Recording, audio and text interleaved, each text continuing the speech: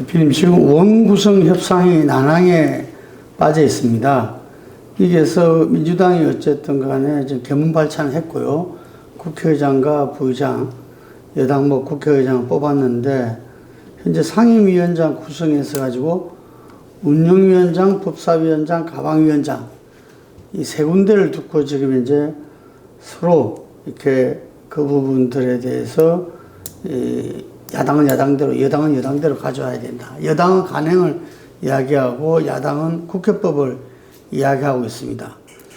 조국혁신당에서 볼 때는 어떤 입장이십니까?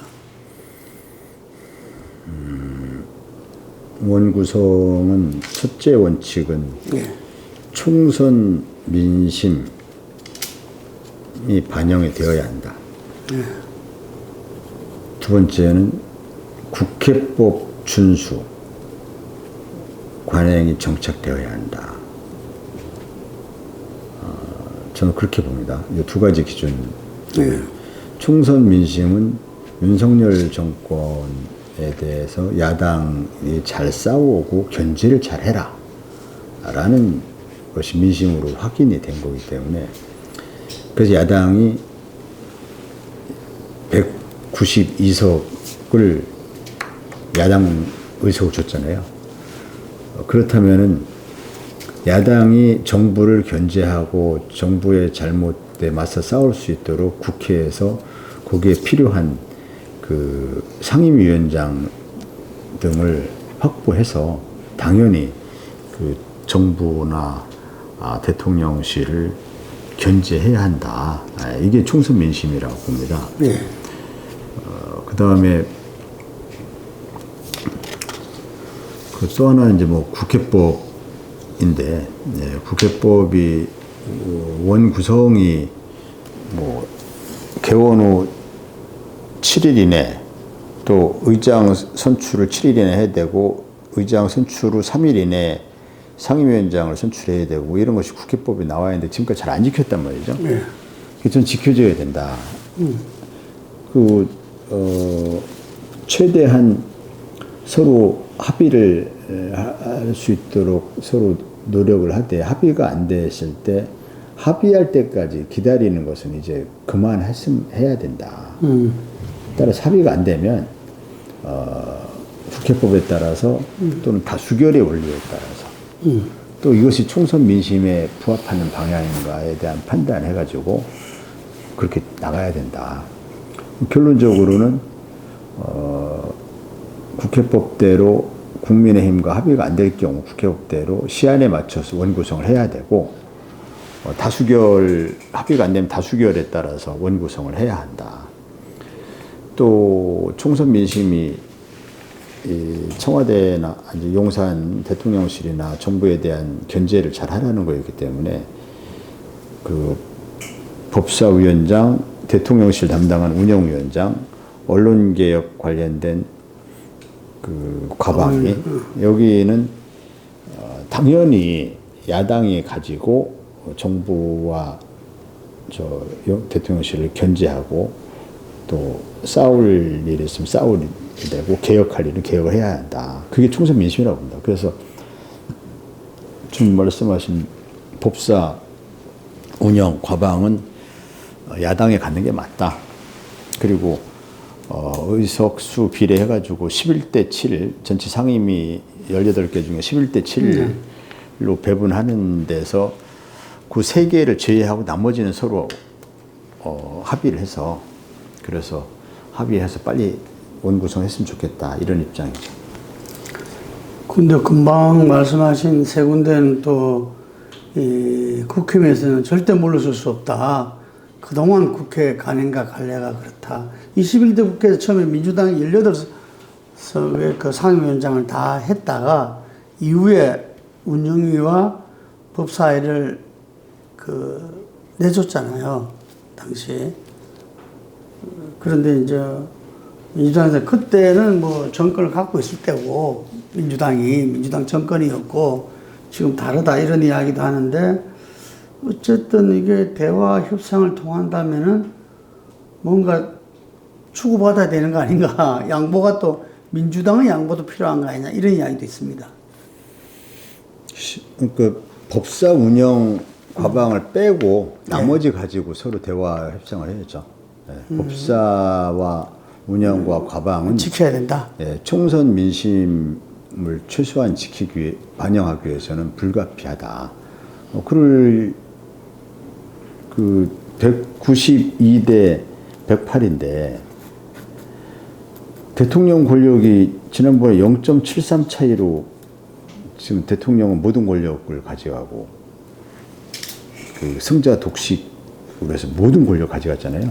이 의회 권력이 192대 108로 됐는데 그 세계 상임위 정부에 대한 감시 견제를 위해서 이 상임위가 최소한 필요하다면 당연히 그 선거 진쪽이 승복을 해야 되죠. 0.73이지만 다 승복한 거잖아요. 다 승복해가지고 대통령 하는 대로 다 그냥 대통령 권한을 가지고 시비 안 걸잖아요. 정치를 잘하라고 한 것 뿐이지 대통령이 권한 행사하면 안 된다. 이렇게 아무도 시비 안 걸잖아요. 그럼 뭐 의회 권력에서 무려 192대 108로 졌으면 진쪽에서 승복을 해야죠. 그 대표님, 그 조국혁신당 지난 총선에서 보면은 아까 상당히 그 야권 압승에 큰 기여를 했다. 민주당의 어떤 위기를 한편으로 보면은 야권의 위기를 구해냈다고도 할 수 있는데 그때 슬로건 중에서 가장 인상 있는 게 3년은 너무 길다는 것이었어요. 3년은 너무 길다. 대통령 임기 앞으로 남은 3년이 너무 길다 이거죠. 그게 상당히 바닥 민심을 좀 흔들었다는 측면이 분명히 있었거든요. 근데 지금 대통령이 총선 이후에 국정기조 전환을 전혀 지금 이제 하려고 하지 않고 마이웨이 길을 계속 하다 보니까 총선 이후에 여론조사 대동 지지가 점점 더 떨어지고 있어요, 이거 참 난감하지 않습니까? 총선 민심이 대통령 심판이었다. 그리고 당시에도 탄핵 이슈가 있었는데 지금 정치권에서는 탄핵 이야기를 공식적으로 제기하고 있지는 않잖아요. 그럼에도 불구하고 대통령은 변화하려고 하지 않고 국민 지지율은 국정 지지율은 점점 떨어지고 어떻게 보십니까?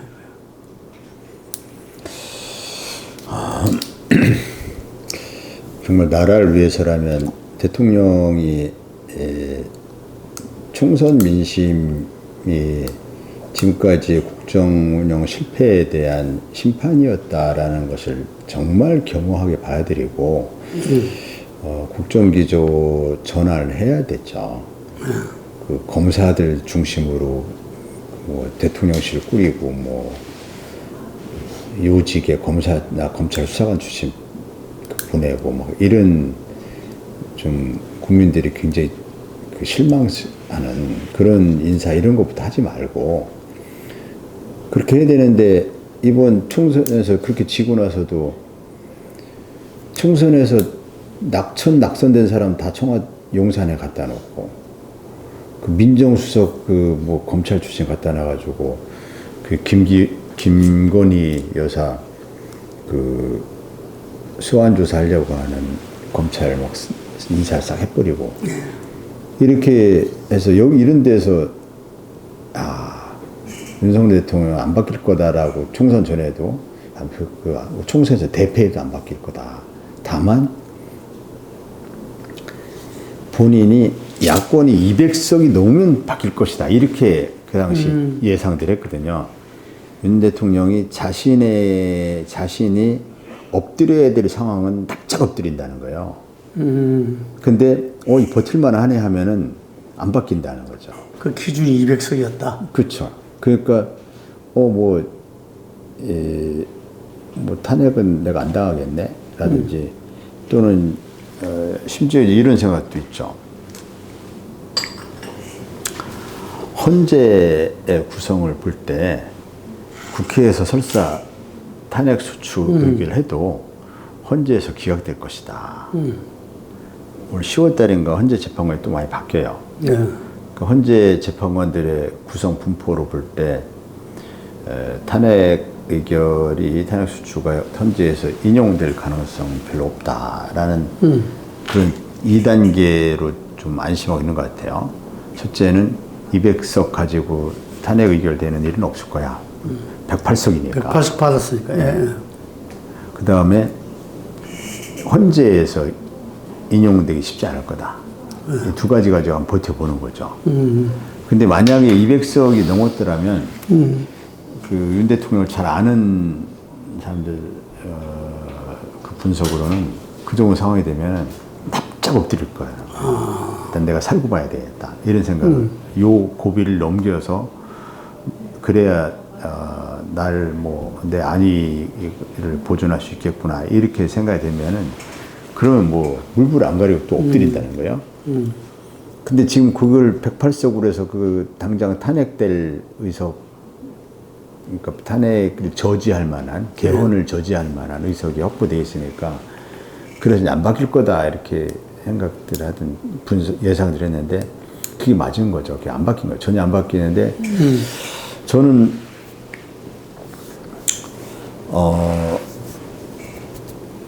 이제 그 지지율이 지금 갤럽인가에서 지난번에 21까지 21%. 22 언제가 20입니까? 지난주 금요일. 21이죠. 예. 21까지 떨어지고 했는데 그게 확인되지 않는 얘기지만 대통령실로 자체적으로 여론조사를 돌려보지 않겠습니까? 예. 언론에 공개하지 않는 자체적으로. 거기서 10%로 떨어진 그 여론조사 보고가 있었다. 10%대로. 그래서 이제 굉장히 뭐라도 해야 되지 않느냐 이렇게 하면서 뭐 석유 시추 얘기를 갑자기 하고 이렇게 다른 얘기가 있는데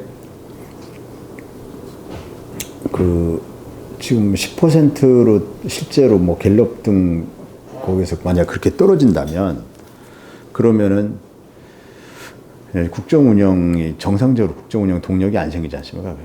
그 어렵죠. 그러면은 그리고 그거하고 지금 공수처에서 앞으로 특검 수사가 될 가능성이 높다고 보는데 최병권은 공수처에서도 지금 특검으로 가기 전에 이거 한번 해볼 만하다. 해볼 만하다는 것이 대통령을 직접 그 유죄로 엮을 수 있는, 물론 현직 대통령은 불소추 특권이 있긴 하지만 현직 대통령 수사가 불가능한 건 아니거든요. 그래서 증거로 이렇게 엮을 수 있는 그 증거가 나온 거 아니냐.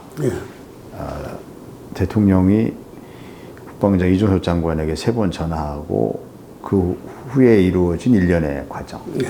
그 전에도 또 대통령실 전화번호로 해서 전화가 온 다음에 또 이루어진 일련의 과정들. 이런 것이 직권남용을 구성하는데 무리가 없다라고 그런 거죠. 거기서 윤 대통령의 거짓말, 윤 대통령의 구체적인 개입 정황, 이런 게 확인이 되면 탄핵 얘기가 굉장히 많이 나올 것 같더라고요. 지금은 이제 아직은 좀 탄핵하는 것이 좀 막연한 얘기인데, 근데 거기서 구체적인 어떤 그 개입 사실,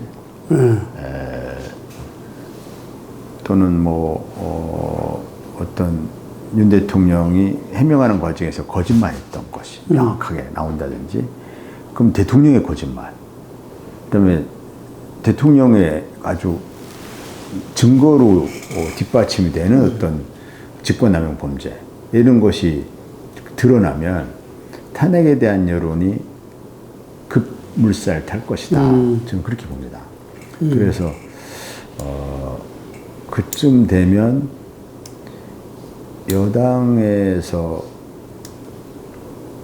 임기 단축 개헌으로 명예롭게 임기 단축해서 그래서 그 윤 대통령을 임기를 단축하면서 좀 탄핵을 모면해보는 이런 선택을 할 수밖에 없는 거 아니냐 해서 개헌 논의가 또 막 일어날 것 같은 그렇게 저는 생각이 좀 들더라고요. 아무튼 윤 대통령이 탄핵이든 개헌이든 성격상 뭐 본인이 이렇게 하야를 하고 이렇게 할 가능성은 별로 없다라고 보는 거 같고 네. 결국 이제 여론이 악화돼서 일어날 수 있는 일이 세 가지잖아요. 하야, 예. 탄핵, 개헌. 그러니까 임기단축 개헌을 말하는 거죠. 임기단축 개헌. 그 다음에 이제 뭐 탄핵. 그 다음에 스스로 하야하는 것. 근데 스스로 하야하는 것은 본인이 선택하지 않을 것이다. 그러면 이제 탄핵 개헌인데 야권 입장에서도 탄핵보다 개헌을 선택할 수 있거든요. 탄핵은 만에 하나 여론의 향배가 중요하지만 헌재에서 기각이 돼버리면 이게 또 곤란한 상황이 되거든요. 나라가 굉장히 혼란스럽게 됩니다. 그리고 탄핵 과정에서 탄핵 지지하는 국민 여론과 반대하는 국민 여론이 격렬하게 충돌하게 되면서 나라가 전체가 두동강이 나버리는 이런 큰 분열 상황이 드러날 수도 있고 하기 때문에 국론 분열이 너무 심해질 가능성도 있고 해서 탄핵보다는 개헌은 이게 대통령 임기 단축은 어찌 보면 이제 부수적인 거에 불과하고 정치 발전을 위해서 87년 헌법 체제를 바꿀 때가 된 거예요. 예. 그러니까 어차피 개헌은 임기 단축이 아니더라도 개헌은 계속 얘기가 돼갖고 개헌을 해야 되니까 임기 단축을 포함해서 윤 대통령이 개헌을 받아들인 대통령으로 이렇게 기록이 되면 윤 대통령도 명예롭게 어떤 출구 자리가 마련되는 거 아니냐 이렇게 보는 거죠. 민생회복 지원금 25만 원, 더불어민주당은 선별 지원도 가능하다고 물었었습니다. 조국 혁신당 입장은 어떻습니까? 아직은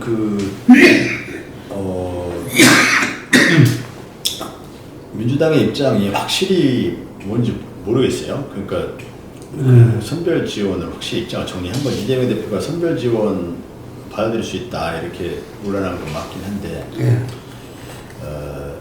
특별조치법을 여전히 발의를 한 것 같더라고요. 그러니까 특별조치법이라는 게 법으로 기재부가 그러니까 정부가 예산 편성 안 해주면 처분적인 입법을 통해서 그러니까 특별조치법을 통해서 입법으로 법률로 민생회복 지원금을 지급하도록 하자는 그게 옳고 그름을 떠나서 우현 시비가 있거든요.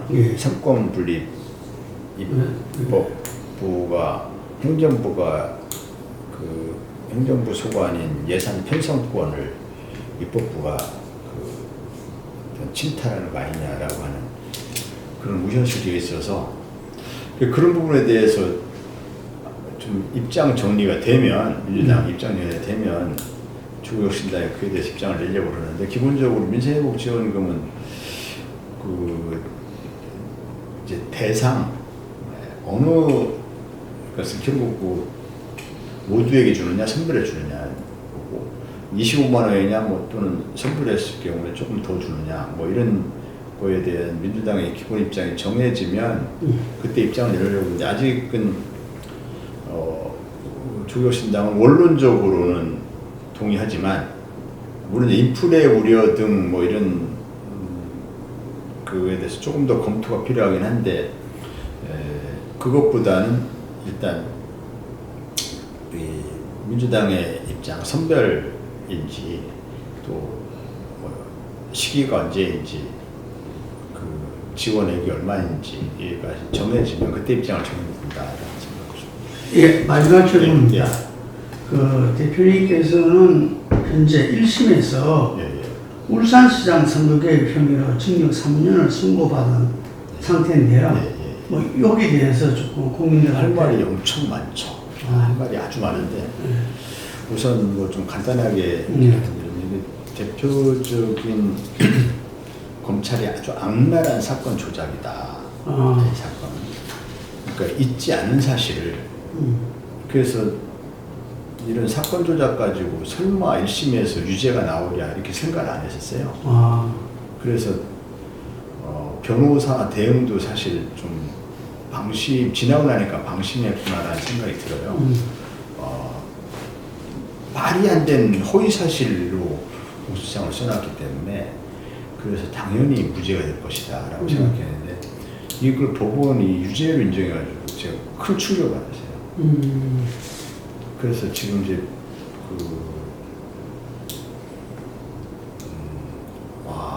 이게 사건을 조작해도 법원이 유무죄로 구별해내는데 한계가 있구나라는 것을 실감을 했고,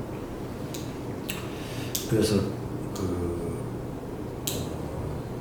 이제 2심에서 변호사와 함께 상의를 잘해서 1심이 뭘 오판했는지 그걸 주목주목 잘 반박을 해서 2심에서 이제 무죄를 받을 것이다라고 저는 믿고 있고, 그리고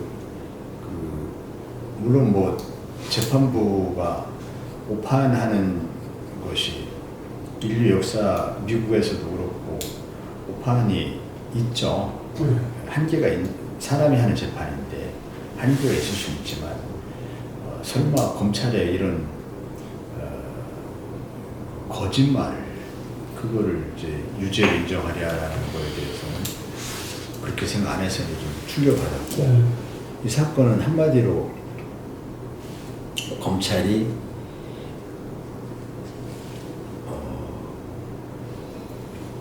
이제 사건 조작인데 왜 사건 조작했느냐?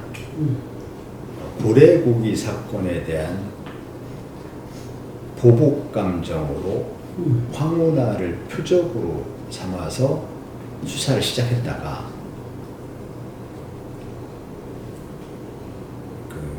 송철호 시장과 청와대 민정을 끌어들여가지고 사건을 키워서, 그래서 21대 총선에 민주당의 패배를 유도하기 위한 총선 개입용 수사가 커진 겁니다. 하명 수사했다 이러면은, 청와대가 하명 수사했다 이러면은, 야, 어떻게 그럴 수가 있어 하면서 민주당이 크게 패할 걸 보는 거죠. 그 민주당 패하면, 왜 민주당 패하는 걸 검찰이 이렇게 하려고 그러냐? 검찰 개혁을 저지해야 된다고 생각하는 겁니다. 검찰 개혁 저지 목적이죠.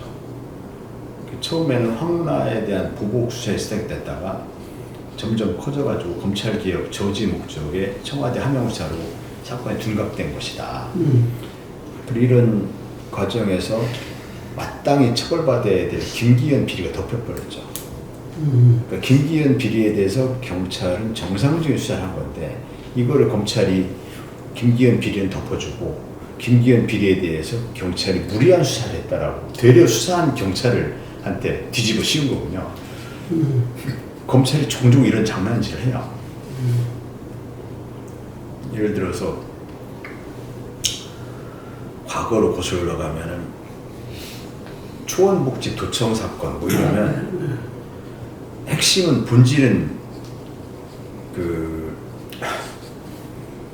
지역 감정을 부추기는 부적절한 지도층들 만남, 뭐 이게 이제 본질인데, 그 본질은 온데간데였고 누가 도청했어? 이걸로 그 사건 프레임을 바꿔버리거든요. 검찰이 종종 고발한 사람을 도리어 구속시켜버려요. 그러니까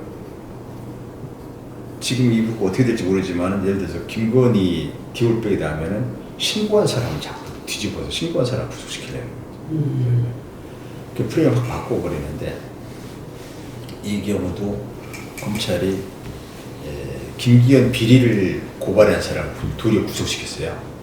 김기현 비리를 고발했던 사람, 그 사람 구속시키고 김기현 비리는 덮어버리고, 황운하의 경찰 수사를 무리한 수사로 성격 규정을 하려다 보니까, 그래서 황운하가 무리한 수사를 했다라고 처벌하려다 보니까 정상적인 김기현 수사를 무리한 수사로 바꾸려다가 김기현 수사가 덮여버린 거죠. 그렇게 되고 없는 사건을 만들어낸 수사나, 이화영 뭐 이런 사건 등에서도 좀 그런 냄새가 나는데, 조작입니다. 조작. 1심 재판을 받으면서, 야, 검찰 저렇게 사건을 조작할 수가 있나, 이런. 뭐를 조작했다는 거죠? 간단하게 하자면 예를 들자면 그 어떤 핵심, 그러니까 그 검찰이 크게 큰 줄기로 했던 것이, 하나가 청와대에서 그 하명을 받았다. 예. 하나가 송철호 시장으로부터 청탁을 받았다. 두 가지거든요. 하나 하명 수사, 청탁 수사 이렇게 돼요. 하명을 받은 사실이 전혀 없는데, 그래서 그 하명 받은 증거를 제시해야 되는데 증거를 조작을 하는 거예요. 조작한다는 것이 그 어떤 사람, 그러니까 검찰이 그 어떤 누구의 약점을 잡았거나 해가지고 허위의 증언을 진술을 써놨더라고요. 그래서 아마 결론적으로는 아마도 황운하 울산경찰청장은 그게 청와대에서 온 첩보라는 걸 알았을 거야. 이쪽으로 이제 싹 돌아가는 거예요. 알았다는 명백한 건 없는데 알았을 수도 있다. 그래서 나중에 보면은 알았다 뭐 이런 식으로 바뀌어버려요. 그 또 송철호 시장의 청탁을 받았다. 그것도 처음에는 황운하 청장이 그 사건을 수사하게 된 거는 누구로부터 얘기를 들어서 수사를 하게 됐는데, 그게 어떤 A라는 사람한테 청탁을 받아서 수사를 했을 것이다. 김기현 수사를. 그렇게 검찰이 그림을 그려놨다가 해보니까 이게 아닌 거예요. 그러니까 그거 없애면은 이제 그럼 이게 잘못됐구나, 자기들이 검찰이 이제 그림을 잘못 그렸구나 하고 물러나야 되는데, 요거 바꿔가지고 송철호한테 청탁받은 걸로 이제 바꾸더라고, 사건을. 근데 그 과정에서 여러 가지 진술 조작들이 발생합니다. 그래서 이거는 뭐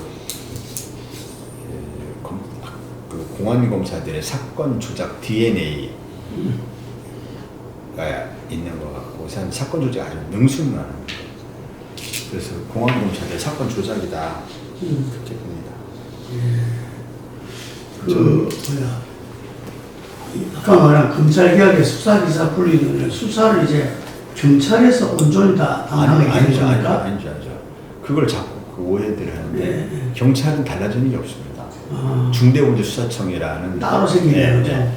경찰의 수사 늘어나지 않습니다. 미국 FBI 같은 겁니까? 그럼 그 인력은 어떤 사람들이 검찰 쪽이 오겠죠. 검찰요? 네, 검찰 쪽이 수사를 없어지면 거기서 수사하고 싶어하는 검사들이나 검찰 수사관들이 오겠죠. 그럼 경찰이 그걸 만든 건 아니에요? 아니죠. 예, 알겠습니다. 오늘 감사드리고요. 마지막으로 우리가 1분 스피치 국민들한테 희망의 메시지, 조국혁신당 한 말씀 부탁드리겠습니다. 네, 국민 여러분 안녕하세요. 조국혁신당 원내대표 황운하입니다. 이번 22대 총선에서 조국혁신당은 690만의 표를 얻었습니다. 24.25%의 득표를 기록했습니다. 국민 여러분들의 조국혁신당에 대한 기대와 지지에 진심으로 감사드립니다. 국민 여러분들께서 조국혁신당에 기대하는 바는 검찰 독재 정권과 잘 싸워달라고 하는 그런 의미와, 그 다음에 민주개혁 세력과 힘을 합해서 민주주의를 회복해달라고 하는, 또 물가 등으로 어려운 국민들의 민생과 경제를 잘 보살펴달라는 의미를 이해하고 있습니다. 조국혁신당은 쇄빙선, 예인선의 역할을 하겠다고 들었는데, 쇄빙선, 예인선의 역할을 하면서 민생과 경제도 잘 돌보는 그러한 유능하고 약속을 잘 지키는 정당이 되겠습니다. 많은 응원 부탁드립니다.